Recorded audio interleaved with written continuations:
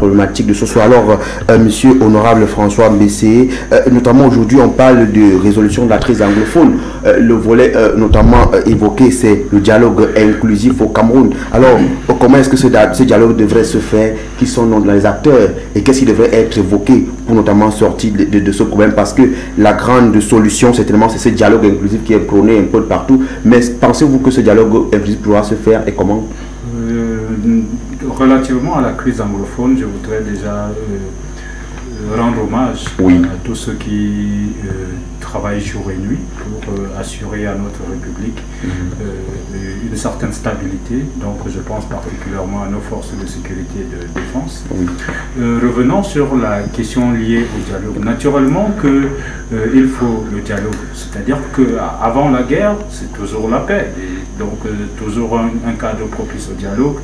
Et toujours après la guerre, on retrouve toujours la paix et donc par conséquent un cadre propice au dialogue. Donc le dialogue est toujours au commencement et devrait toujours être à la fin de toutes les initiatives qui contribuent à mettre les gens en cohésion. Donc, qui sont les acteurs?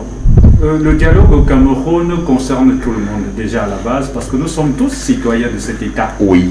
Et quand on dit que ce dialogue concerne tout le monde, c'est non seulement il concerne les politiques, mais aussi il concerne toute la société civile parce que la paix, elle n'est pas pour une certaine catégorie de personnes, la paix elle est pour tout le monde.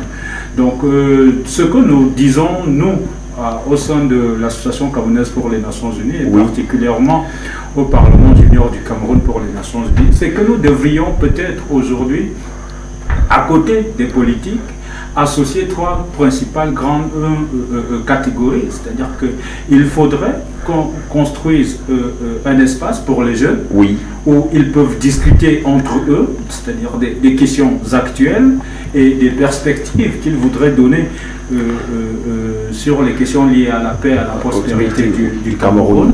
Il faudrait aussi, dans cette perspective de faire revenir la paix ou dans cette nécessité de faire revenir la paix, organiser aussi les femmes. Les femmes peuvent apporter une contribution. Insérer les femmes dans le processus. Il faut insérer les femmes dans le processus de discussion. Il faut insérer les femmes dans le processus de construction de la paix parce que beaucoup de choses peuvent se résoudre et même dans nos sociétés se font avec les femmes.